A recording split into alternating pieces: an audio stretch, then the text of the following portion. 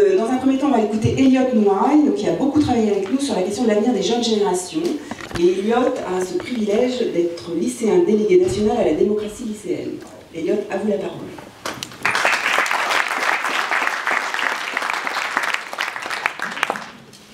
Bonjour à tous, je me présente, Elliot Nouaille, je suis lycéen dans le 92, donc dans les Hauts-de-Seine, dans une ville qui s'appelle Boulogne-Billancourt.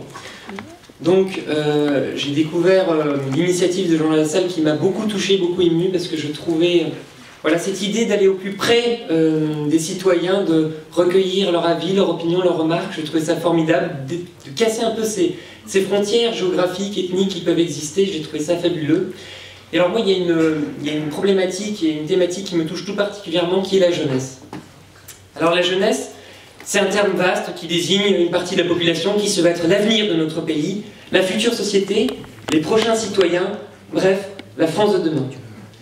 Mais aujourd'hui, la jeunesse n'est pas écoutée. Nos aînés d'hier ont été confrontés à des choix et leurs décisions se sont révélées en partie mauvaises, fausses et ont abouti à de lourdes conséquences malheureusement. Aujourd'hui, nous traversons une crise politique, économique, sociale et écologique sans précédent. Les Français ont le moral au plus bas, comme on a pu témoigner et attester la marche de Jean Lassalle, qui a eu l'occasion de recueillir, comme je le disais tout à l'heure, d'entendre et de rassembler ces cris de désolation et de détresse. Toutefois, il faut garder espoir. Il faut être courageux, audacieux, ne pas se laisser rabattre, ne pas se plier sous cette montagne de problèmes, mais bien au contraire, de tenter de la surmonter en réfléchissant, en œuvrant et en apportant des propositions. Et je suis persuadé que plus que jamais, il est aujourd'hui nécessaire, crucial, vital, que ce soit à la jeunesse d'émaner et de proposer des propositions pour qu'on ait un meilleur avenir. Cette jeunesse qui est talentueuse, brillante et qui porte un regard nouveau sur le monde contemporain, a cette grande capacité de raisonnement et cette profonde volonté de changement. Seulement, à tort, on a tendance à l'écarter, à la mettre de côté. Ou alors on lui donne l'illusion qu'elle a la possibilité de s'exprimer. Mais l'écoute-t-on réellement?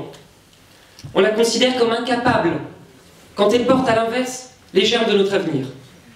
C'est pourquoi nous vous annonçons dans les prochaines semaines à venir la création de différentes pages de propositions d'avenir des jeunes générations, sur les réseaux sociaux notamment, qui visent, tout comme l'initiative de Jean Lassalle, à engager des débats et des discussions. Quiconque désirera s'exprimer sur des thématiques et problématiques qui lui sont chères en rapport avec la jeunesse, en apportant des contributions, pourra interagir et donner son avis. Ainsi, il s'agit d'un véritable appel à l'intelligence collective et au travail collaboratif par regard croisé, permis par la confrontation des points de vue. Passer par les réseaux numériques, c'est aussi un moyen de casser les frontières géographiques qui peuvent exister et être parfois un frein aux échanges et à la circulation des savoirs. Cette initiative s'annonce riche, tant sur le fond que sur la forme. À l'issue de ces propositions d'avenir, un livre blanc intitulé « Manuel de vouloir vivre des jeunes générations » sera rédigé, publié, puis ensuite diffusé.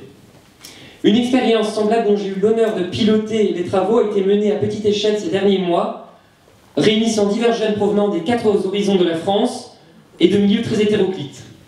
Nos efforts se sont essentiellement tournés vers le système éducatif français. À ce juste propos, un projet fort en est ressorti, le Parlement des jeunes. Partant du constat, comme dit précédemment, que la jeunesse n'est pas écoutée, qu'elle n'est pas entendue et qu'elle n'a pas la réelle possibilité de s'exprimer, nous en avons conclu que construire une institution semblable au Sénat ou à l'Assemblée nationale qui serait entièrement dédiée à la jeunesse lui donnerait accès à une représentativité et une certaine légitimité, offrant une possibilité de revendiquer, mais surtout de décider de son présent et de son avenir. Un pré-rapport d'une 40aine de pages, qui a été rédigé par ce groupe de jeunes générations, sera présenté sur les pages de propositions d'avenir et constitue un excellent exemple des fruits de nombreux et multiples débats effrénés que nous avons eus et qui ont rythmé notre quotidien. Tous ces éléments constituent une réelle expérimentation. Et je vais reprendre un peu les termes qui définissent la marche de Jean Lassalle sur l'expérimentation et la politique d'expérimentation. Expérimenter, c'est constituer un contre-pouvoir à l'intérieur même des situations. Expérimenter, c'est faire advenir de nouvelles formes de vie et d'activité, de pensée et de création. Expérimenter, c'est se montrer aussi mobile et créatif que le sont les formes contemporaines de pouvoir. Expérimenter, c'est opposer au dispositif de domination une puissance d'autonomie et de singularisation. Expérimenter, C'est faire varier une situation pour en moduler les perspectives. Expérimenter, c'est déployer une question à l'endroit même où les institutions imposent une solution. Pour conclure et finir sur 2 mots. On présente souvent la jeunesse comme rêveuse ou utopiste. À cela, je vais répondre par 2 citations. La première est de Proust, qui dit qu'il vaut mieux rêver sa vie que la vivre, encore que la vivre, ce soit encore la rêver. La seconde est d'Einstein, qui explique que le monde ne sera pas détruit par ceux qui font le mal, mais par ceux qui les regardent sans rien faire. C'est à nous de nous battre, c'est à nous de lutter, c'est à nous de véhiculer et de partager cet espoir.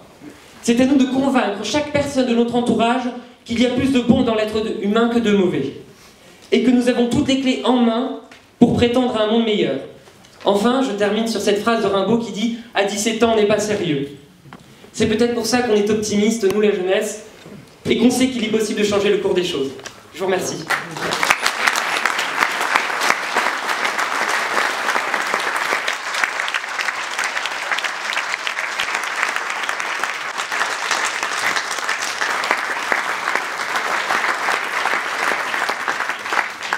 Merci Eliot. Giving